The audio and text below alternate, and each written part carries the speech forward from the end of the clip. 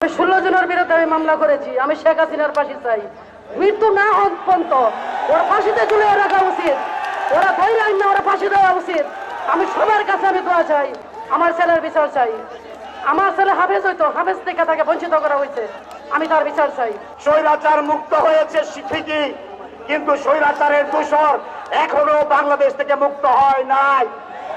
আজকে আমরা বলতে চাই, কিশোরগঞ্জ জেলার 17টি শহীদ পরিবার মঞ্চ উপস্থিত, 16টি পঙ্গু আমাদের সহকর্মী সাধারণ মানুষ মঞ্চ উপস্থিত। আমরা হাজার হাজার নেতা কর্মীর রক্তের বিনিময়ে এই দ্বিতীয় স্বাধীনতা পেয়েছি। আগামী দিনে যার জন্য আন্দোলন, সেই ভোটের অধিকার এখনো প্রতিষ্ঠা হয় নাই। আমরা আপনাকে আশ্বস্ত করতে চাই, আমরা রাজপথে আছি, আমরা অন্তর্বর্তীকালীন সরকারকে সহযোগিতা করতে চাই, কিন্তু নির্দিষ্ট কিছু সংস্কার করে এই মানুষের জনস্রোতকে নির্বাচনী রোডম্যাপে ধাবিত করতে হবে। 5ই আগস্টে এই সরকারের পতনের পর আমাদের নেতা জনাব তারেক রহমানের নির্দেশে এই নিপীড়িত নেতা কর্মীরা শান্ত রয়েছে। শান্ত থেকেছে বলেই বাংলাদেশে যা ঘটবে বলে এমনকি আওয়ামী লীগের নেতারা বক্তৃতা করেছে সেটা ঘটে নাই।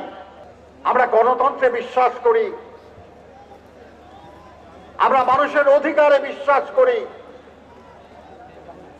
আমরা শান্তিপূর্ণ সহ অবস্থানে বিশ্বাস করি। এটা আমাদের দুর্বলতা নয়, এটাই গণতন্ত্রের প্রতি আমাদের আস্থার সবলতা। আর সেই সবলতার কারণেই এত গুম খুন, এত অত্যাচার নির্যাতন, এত লোভ লালসার মধ্যেও বিএনপি আজও ঐক্যবদ্ধ আছে।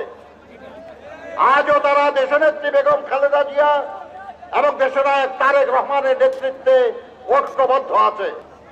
আমরা বলেছিলাম সরকারকে পদত্যাগ করতে, আমাদের কথা শুনে নাই। আজ তাদেরকে শুধু পদত্যাগ নয়, দেশত্যাগ করতে হয়েছে।